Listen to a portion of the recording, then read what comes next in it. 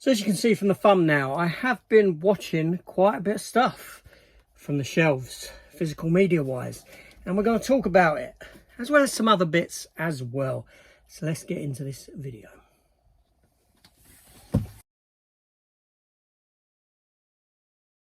Hello everyone, welcome back to the channel. And what have I been watching? Now, the majority of this stuff is from the shelves. It's physical media, some new releases, some not, and we're going to talk about them. You know, all that stuff there. I am going into the shelves. I'm delving more into the shelves, pulling stuff off, making sure that I'm enjoying what I've got and making some decisions therein as well. So let's just get into proceedings. At the end of this, I'll talk about some of the other stuff that I've been watching as well that isn't physical media wise. Now, the first film that I shall mention was a DVD. I haven't got it to show you because it's actually gone already. I've outed it from the collection, and it is Superhero Movie. I'll put the image up there. Obviously, you've probably seen this. It's a spoof movie, spoofing the superhero genre prior to the come about of the MCU and that sort of a thing. I don't know, I had an urge just to watch this, you know. Obviously previously I'd watched things like the Hot Shot movies and I just fancied delving back into this for some odd reason. I'd seen some clips online again of it, and you know, the clips that were shown were quite funny, so I went into it.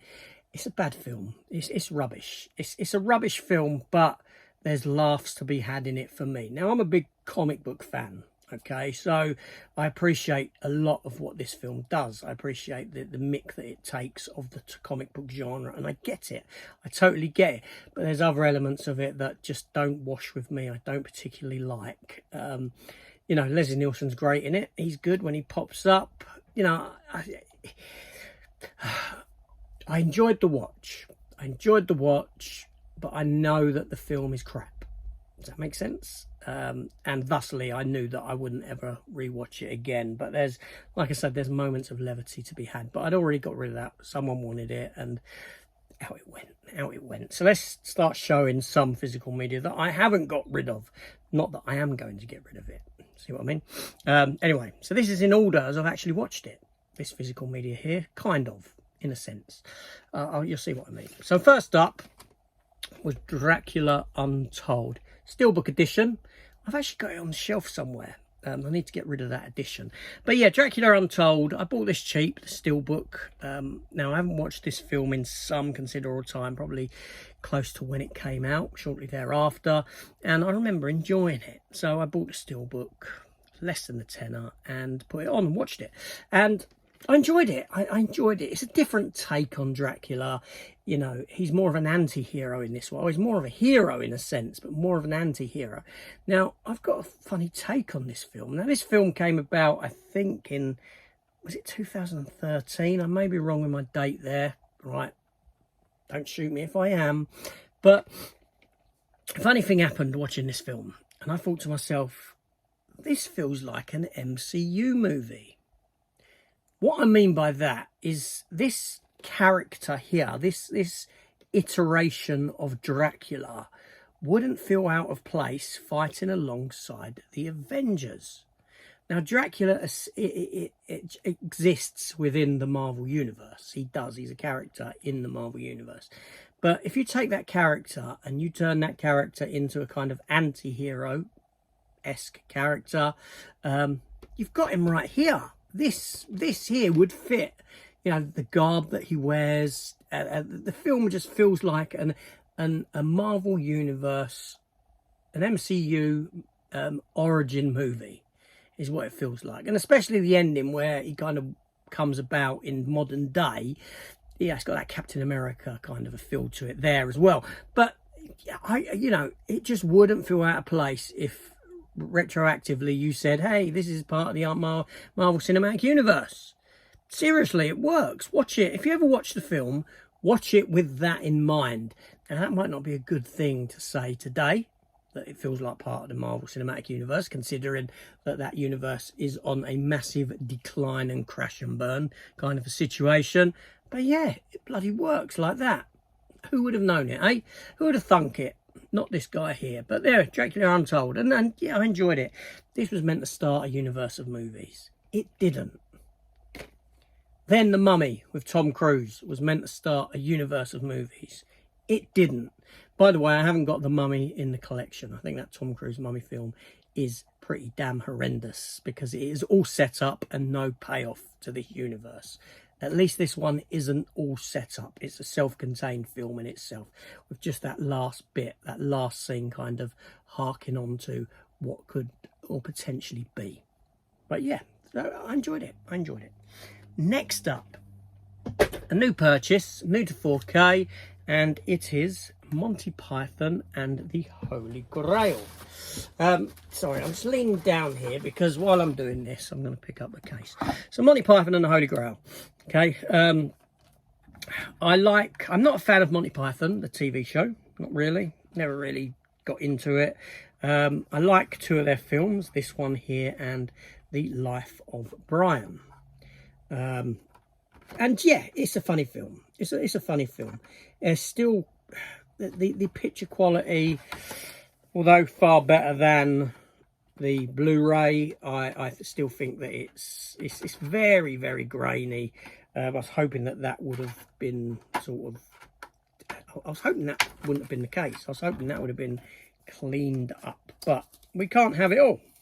But yeah, you know, it's a lot of laughs to be had in this movie here. I do enjoy myself with that film. It's a lot of fun. So I'm getting rid of the J card. I'm not getting rid of the J card. I'm just folding the J. Does anyone else do that? Do you keep your J cards on? Or do you just, I'm just going to fold it. I mean, it's not going anywhere. It's not going anywhere from the collection. J card would pop inside. And it just fits better into the old, do you know what I mean? Into the old cases. So I'm doing that with that one. Next up, what do we have next here? Oh yeah, another new release. And it is War of the Worlds. War of the Worlds. It's a special collector's edition version that I put the steelbook, my 4K steelbook, into and sold on the existing, the Amaray that was in there. That went. I swapped out the discs though, so I got the newer discs in that. But anyway, War of the Worlds, Tom Cruise. I like War of the Worlds, HD Worlds, War of the Worlds, and I enjoy this film. I do enjoy this film. I like that this take on War of the Worlds is, you know, it doesn't come from the perspective of the fight.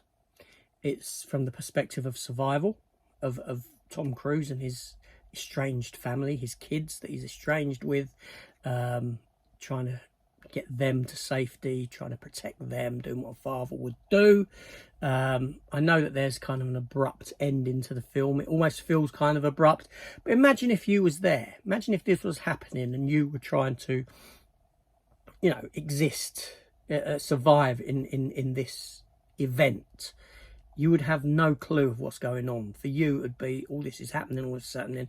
Then all of a sudden, bam, these aliens are dying because they can't live in our environment, because the little microbiological things have got into them and they can't cope with them, but we've built up years of immunity to them, and so we have the right to live here, but they don't, kind of a thing. I do like the stuff like, you know, the aliens are trying to terraform the planet. They're trying to turn it into another red planet, essentially. You've got those viney things growing and all that. I did think the aliens looked quite cute. There you go. When the aliens come down into the bunker, into the cellar where Tom Cruise is with Andy Dufresne, Tim Robbins, I thought to myself, yeah, they look quite cute, these aliens coming down with their big eyes. And then I thought to myself, hold on a minute, we saw a trailer for Predator Badlands, and in Predator Badlands we see a skull on the wall, and there's a debate as to whether that skull is a War of the Worlds alien or whether it's an Independence Day alien. Now, I would say 20th Century Fox owns, you know, 20th Century Fox owns, Disney owns 20th Century Fox, 20th Century Fox owns Independence Day, so it could be makes sense it's an Independence Day alien. But it really does look more akin to the aliens in this. There we go. Steven Spielberg directed. Some great special effects. The sound design is great because, you know, that noise that those tripods make, it just sort of goes right through you, doesn't it? It's you know, it's really good. And the bit on the boat when the boat's tipped over, fantastic stuff. You know, I do like this film a lot. There we go. At least it far beats that newer version from this year.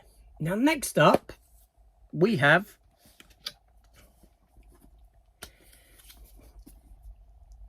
Pennywise the Clown, It. More specifically, we have, where is it? Where are you? Here you are. It, Chapter 1, the first It film. I really like this film. I think it's great, seriously. I suppose in part of that is that it's set in the 1980s. It's that, you know, the kids, the nostalgia. I mean, I grew up around this time. I was out on my bike, on my BMX, on my mountain bike, whatever it may have been. Mountain bike when I got a bit older, but BMX when I was younger. So it kind of dealt, you know, it kind of is akin to that sort of Goonies vibe and that sort of a thing in it, only with the horror, with the Pennywise the Clown, you know. You want a balloon, Georgie? You want a float, Georgie? Want a float? Yes, and it really works for me. I think it's a great film. I honestly do. I really enjoy revisits to this. Now, part of the revisit was me and my wife wanted to watch these again.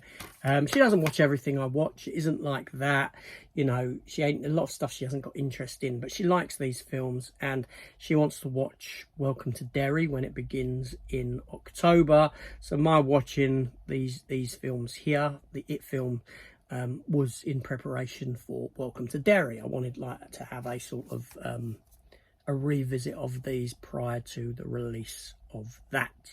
And yeah, it's great. It's a great film. It really is. And obviously that then led on to It Chapter 2. It Chapter 2. Now I know that some people kind of have issue with this film, take issue with it. I don't. I still think it's a strong sequel to that first film. I think the grown-up cast is great. You know, McAvoy, the Gingerbird, I forget her name now. Oh. Anyway, I know it. I know her.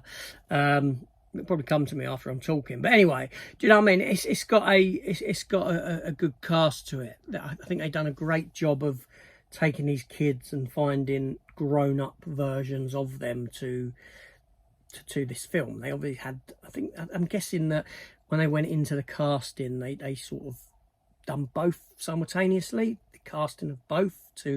Now I know that this film here is unfortunately feels far more CGI heavier in what it does, in some of what it does, which is unfortunate to a degree. And I know that some of the young kids are de-aged and this sort of thing. I still think it, you know, for the most part, it does look good, right? And yeah, again, a thoroughly enjoyable rewatch for this movie. I like both of the films. They work well together for me. I can't just watch one of them. I have to do an It. I have to watch both of them. They are Chapter 1, they are Chapter 2. They do work in conjunction with one another. And yeah, a thoroughly good time was had with that one as well. So that's it. I want, you know, all right. I mean, if your take on it is that it is a load of, then all fine and well and good, you know. So next up we have Lost in Space. Lost in Space, the 1998 film, which I thoroughly enjoy. I remember seeing this at the cinema when it came out. And, you know, I get that some people don't enjoy this. You know, the film is in part good, it is in part bad. You know, it gets a lot of criticisms for its special effects. Now, special effects wise, I remember when this was made, there's a lot of different special effects houses involved in this. you know, doing this bit, that bit and all that. And it's a film of two halves where special effects are concerned, because for the most part I think that the special effects are very good, with the exception of the silly yellow monkey. I don't know why they didn't do a puppet for that. They should have done, kept it with us puppet. The spider aliens, it's two things, and the spider Dr. Smith at the end. Those are the three main problematic special effects areas in this film. Take those out, look past them, and a lot of the rest of what this film does is fantastic special effects wise. The spaceship looks great, you know, when the Jupiter 1 takes off and it breaks apart, you know, that's all the booster stuff that comes away and you reveal the Jupiter 2 within. It looks great. When the spaceship crashes onto the planet, it looks great. When it's flying away from the exploding spaceship, it looks great. When it has to fly through the planet, it looks great. The story is somewhat convoluted in a sense, you know. I know that you're kind of hard missed to actually realise that by the end of the film, these characters are further into the future still than what they were. That never changes because they go through this time bubble, which is when they find the big spaceship, and what's his face from The Walking Dead's there. The black fella who Rick met in the first episode, Morgan, who went on to be in Fear. He's there, older. And then they get down onto the planet and there's another bubble and they go into that bubble and this sort of thing. They never leave the first time bubble. They are further flung into the future when they make that final jump. Yeah, I just enjoy the film, you know. I enjoy the film. I like the Netflix TV show that lasted for 3 seasons. I think it's a travesty that we only got 1 season of that released to physical media. I had to bootleg the rest. Damn Netflix for that. That does wind me up. That really does get my goat up when they do that. But yeah, an enjoyable film. I really liked my revisit of it. And yeah, so Lost in Space. Next up. Now, when I said that I kind of watched everything in order, this I didn't. This is 15 hours of TV here. These are 30 minutes. There's 30 episodes here of Santa Clarita Diet over 3 seasons, 10 episodes of a season, so 15 hours. Timothy Oliphant, Drew Barrymore, they're married. They're a married couple. They're realtors. She kind of dies in the first episode and comes back, and she's essentially undead. She's a zombie, not like flesh rotting zombie. She stays like this because they find a serum that can keep her looking as she is, although she's dead, and she has a craving for human flesh. So these two have to kind of navigate life and kill bad people for her to eat, essentially. And you know, they've got a daughter. She finds out about the truth. The boy next door who fancies the daughter, he finds out the truth and helps them out because he's quite intelligent, this sort of a thing. There's a little love romance thing between them two. Obviously, like I say, it's a comedy series.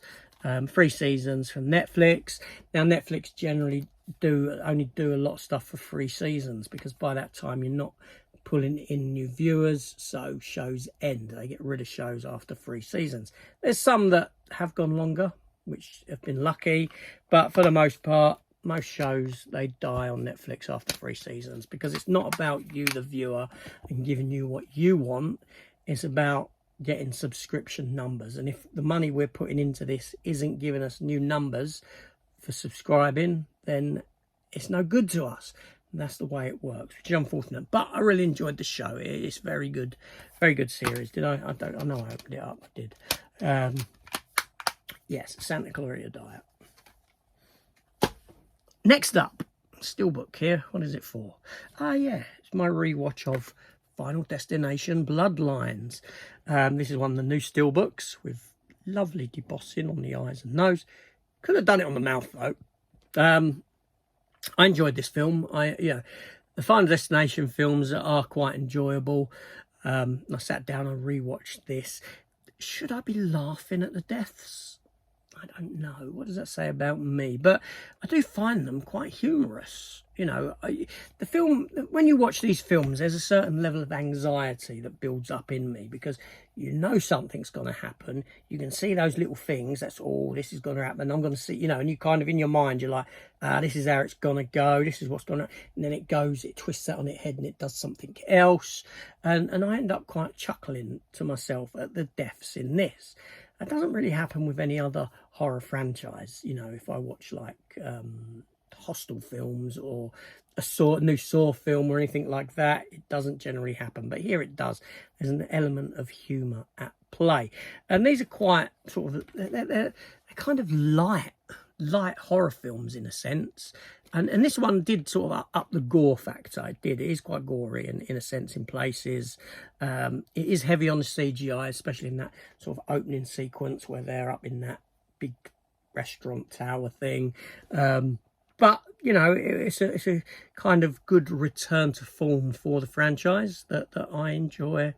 I do really enjoy watching. It's good.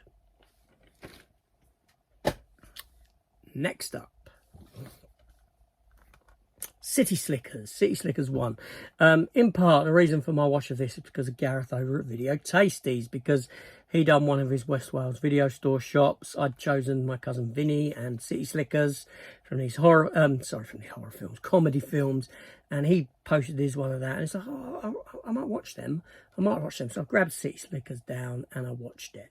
And yeah, I mean, I used to like this back in the day. I appreciate it more now, being the sort of midlife crisis that these lot are going through. But I kind of chuckle at myself when he says, oh, I'm 39. I'm thinking, 39, that was a lifetime ago, and you look older than me. I don't know if he does or not. That just might be me still seeing myself through a young lens. I don't know. But this is a really good film. I mean, I like Daniel Stern in it. Bruno Kirby's great in it. You know, Jack Palance is in it. And yeah, you know, City Slickers, these people have a midlife crisis. They try and sort of rejuvenate their feelings, you know, trying to find that element of fun in their life. And they go do these activities every year. And on this one, they happen to go to a ranch where they have to do a cattle drive across country as cowboys with these other cowboys. Shenanigans ensue.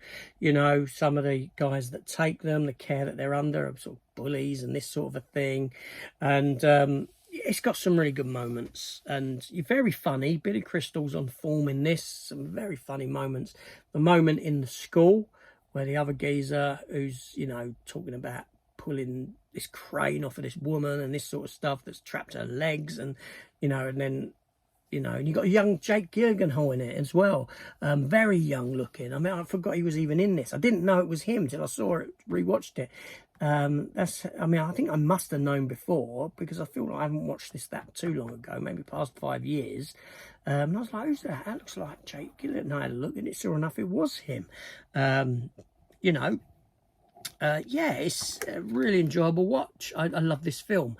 I would, you know, as a comedy, I don't upgrade comedies to 4K, but if this one came along as a collector's set, I'd be open to upgrading it. You know, I could imagine that sort of the scenery looks fantastic under 4K or in 4K. Next up, obviously, having watched that, I proceeded on to City Slickers 2, which I picked up when it came out in this country, obviously, and I haven't watched it since I picked it up. I mean, I didn't watch it then. What I mean is that I haven't watched it since I picked it up, if that makes sense. Do you know what I mean? First watch on Blu-ray. That's what I should say. I had it on DVD before. Now, it's unfortunate that Bruno Kirby didn't reprise his role in this one, that we got Jon Lovitz instead. Jon Lovitz I'm not the biggest fan of. I know something went down between Bruno Kirby and Billy Crystal, apparently, and all this sort of thing, and it kind of stopped Bruno Kirby coming into it. Jack Palance is back as the brother of Curly, the character he played in the first one. And yeah, and they find inside Curly's old hat, they find a map, a treasure map, a buried treasure out in the Wild West, and they go out to, you know, Daniel Stern, Billy Crystal, John Lovitz go out to find this treasure. John Lovitz is Billy Crystal's brother, a bit of a loser kind of person, and yeah, they go out to find this treasure. It's nowhere near on par of the first City Slickers film at all. But I still had fun with it. I wouldn't watch it as often as I watched that one. I would revisit it from time to time after that one, but not on every viewing of that one, if that makes sense. You know, there's some great shots in this. Some of the best stuff in this is, you know, I mean, there's a couple of shots that I rewound and rewatched. The bit where he does where he wants to ride alongside the wild horse, Billy Crystal's character, the white horse. I think that looked great. I thought that looked fantastic, that particular scene. I'm glad they brought the score back from the first film and utilised it again in this film, because it does have a great kind of score to it. The sort of hero score, the main score to it, I think is very good. Yeah, it's a shame it's not as good as that previous one. I mean, to be honest, this film probably could do without existing, but yet I still enjoyed the watch of it. But I have to kind of separate it from that first one. Yes, City Slickers 2, The Legend of Curly's Gold. Next view for me was a gift, a surprise gift that was sent to me by Jimmy Boy's Movies. And it is the movie Animal House with Jim Belushi.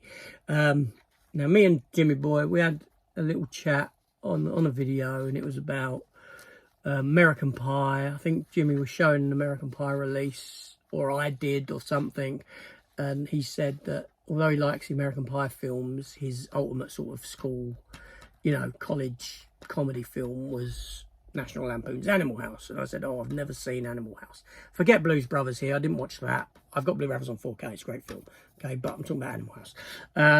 So he found this copy here, and he sent it to me for me to give Animal House a watch, because, you know, and I'm sorry, Jimmy, I just couldn't get into it. I mean, I watched it, I couldn't get into it. You know, the whole frat house stuff, the two frat houses, you know, and you got the frat house here, these are like the losers, the kids that the sort of guy who runs the school wants to get rid of them, utilises the other frat house to try and help get them out. Young Kevin Bacon's in it. You know, I meant to buy that Jim Belushi is like in a frat house that he's at college. The geezer looks as old as me. That must be all the drugs. But yeah, what it is, okay, is it's similar to, okay, I'm going to use a couple of examples here. Matt over at Matt V's Movies, he didn't grow up having watched Goonies. So when he did finally watch Goonies, which was only a couple of years back, it didn't work for him. He didn't enjoy it, okay? Chris, Cypher Sigma Screen Time, Ferris Bueller's Day Off. You know, when he told me, when he was going through his collection, he said, Ferris Bueller, I might get rid of Ferris, I'll get rid of Ferris Bueller. I was like in shock. I was like, what?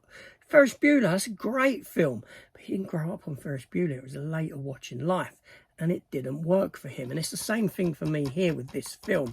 Now, maybe had I seen this film way back when in the 80s, when I was, you know, a youngster, when I was knee-high to a grasshopper kind of thing.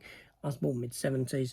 But do you know what I mean? If I saw it then, around the time it came out, I'd probably have much more of an appreciation for it. I think that there are a lot of these sort of films that if you didn't watch at the time of release, watching them now, you get absolutely nothing from them. And that's what I feel happened with this one here. So, Jimmy, although thank you so much for sending this to me, I'd never have watched it had you not sent it to me. It just didn't work for me, you know. Better than American Pie? What the hell are you talking about, man? Come on now. But yeah, so it's that kind of element to it, unfortunately. And that's not to take away from those of you out there that love this film. Just going into it now, it just didn't work for me. But there we go. That's what happens at times. But I do appreciate it having been sent my way. Fantastic. Now, I will say at the moment, because I was I was hoping to get Argo watched for this viewing, because I had Argo sent to me by Aaron at Professional Unboxings. Unfortunately, that's going to make my next one. It's downstairs on the side. I wanted to get this film today as I'm filming it, which is Sunday, and start my new pile. So that's going to come in. Argo will be in my next one. So yeah, next up we have the movie Click with Adam Sandler. Now, Kate Beckinsale, Christopher Walken in this. I've always enjoyed Click. I ain't watched it for some considerable time. I know some people don't like this film, or but I've always enjoyed it. Now, there's a funny thing I say about Adam Sandler. You may well know where I'm going with this. You may have heard it before. My mind's very busy. It's always on the go. It's always all the damn time. My mind doesn't shut off ever. It's really annoying, and I find that if I sit down and watch an Adam Sandler film, that it's kind of having a lobotomy. My mind kind of switches off to his shenanigans, to his stupidness. But when I say a lobotomy, I mean like a temporary lobotomy for like 90 minutes, 100 minutes, however long an Adam Sandler film lasts. It happens with a lot of Adam Sandler films that happens, that he just numbs me. But that's more of his stupider films that I'm talking about. I'm talking about things like, probably the one that's still sat in here on the DVD, films like maybe Chuck and Larry, the one where he's the schoolboy loser and he has the kid, played by Andy Samberg. But I don't get it with this one. I think this is quite a well-written film in its idea and what it does, and it is quite complex in its narrative and this ability to skip through life and the impact that it has. Because even though it's a comedy, there's a darker tone to it. There's a darker, subtle tone to the story in this movie, and it really works for me. And I remember, even at the end, when he was, when he's in the street dying, screaming for his family, and they all come back up to him, and he's sort of dying there, and this sort of a thing, they used to like choke me up a bit. It did, although I will admit that the watch of the film now, I probably ain't seen it in about 10 years, it didn't have the same resonance as what it once did a decade ago. That may be me growing older and this sort of a thing. It's funny. It's kind of gone down in my estimation a bit. I still enjoyed it. I still thoroughly enjoyed it, but it's not as I remembered it, as good as I remembered it. It could be that if I don't watch this for another 10 years, I watch it again in 10 years, I could say, I don't think I'm ever going to watch that film again. That's potentially what could happen. Kate Beckinsale is very good in it. She looks gorgeous, absolutely gorgeous in it. Christopher Walken, he's fantastic in it. He's good in everything he does, isn't he, Christopher Walken? There's something about him. He just commands the screen when he's on it, and his voice and his delivery of lines, just so good.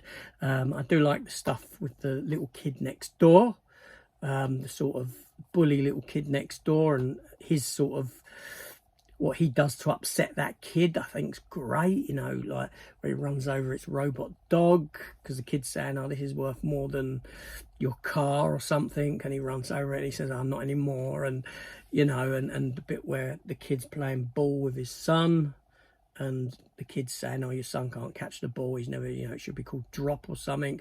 And he freezes mid-throw, and the ball's in mid-air, and he lowers the kid's hand, and replays, press play to carry on, and the ball whacks the kid in the face, and the kid goes crying home. To a kind of cruelty to children. There's an inane sense of cruelty in what he does to this boy next door, this young boy, and I find it funny.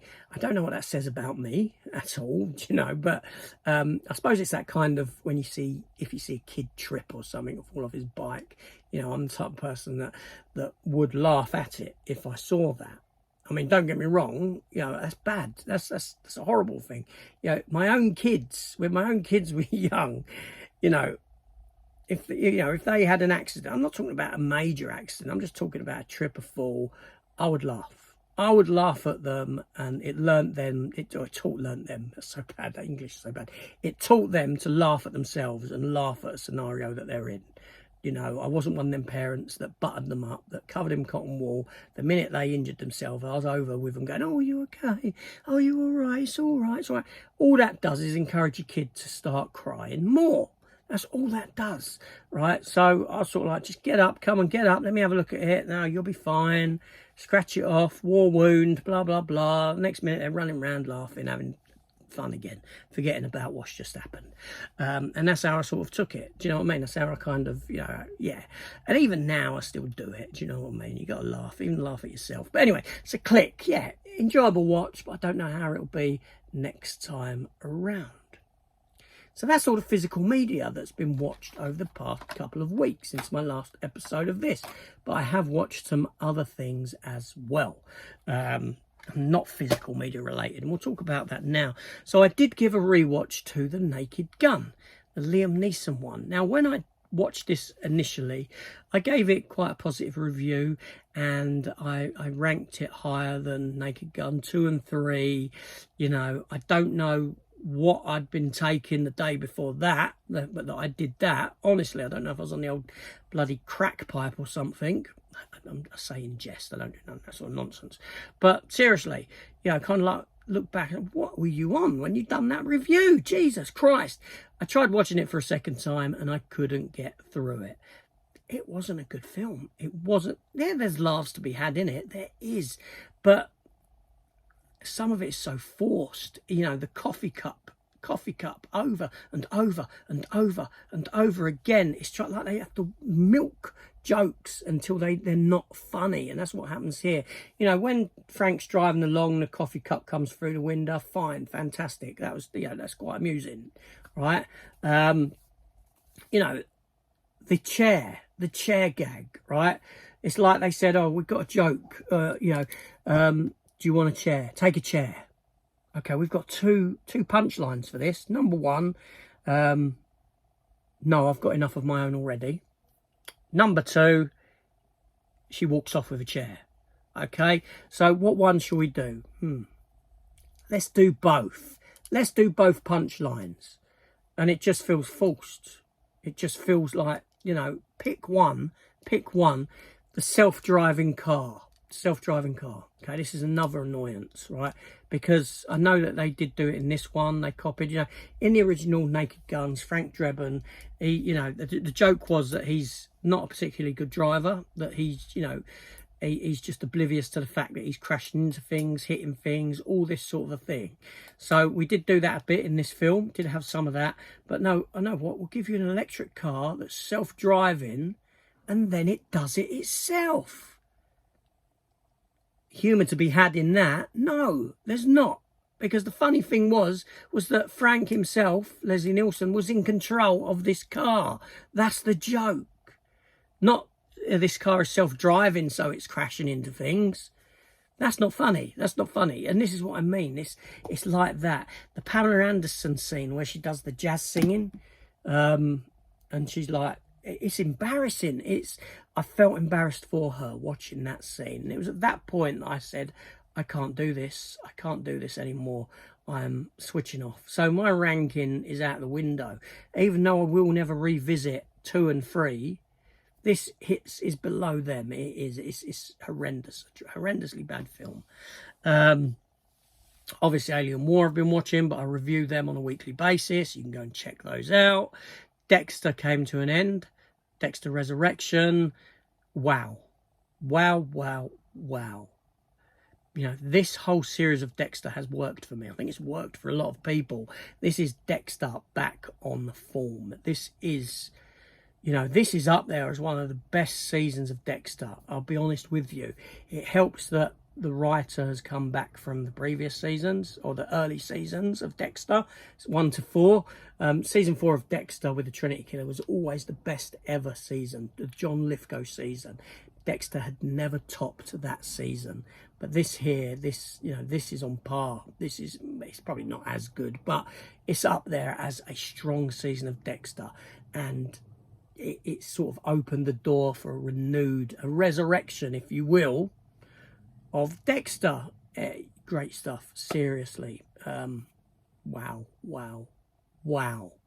And then obviously Peacemaker season 2 has started. Doesn't feel as fresh or as good as that first season, but I'm still having fun with it.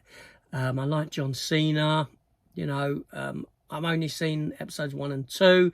Episode 3 I've not yet sat down and watched, so I've yet to do that. But yeah, I like it.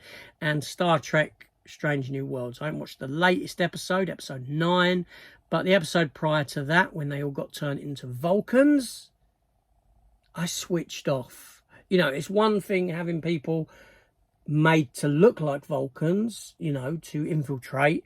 But no, they had an injection that actually turned them into Vulcans. I mean, it turned them into the way they think and everything. It turned them into Vulcans. Yeah, I think that this latest season of Star Trek Strange New Worlds is far more missed than what it is hit. You know, I gave up reviewing Star Trek some time ago. It's just not there anymore. Do you know what I mean? This series needs to just be gone, be done, go. But anyway, so there we go. That's all my watches. Thank you, everyone. Aaron, sorry I didn't get around to Argo season 2. Argo, the film, season 2. Forget what I'm saying. Think that TV series there. That will form part of my next What Have I Been Watching. It's downstairs, front of the player, ready to go. See you in a few weeks, people, when I'll bring you another episode of What Have I Been Watching from the shelves. And then not. See you later.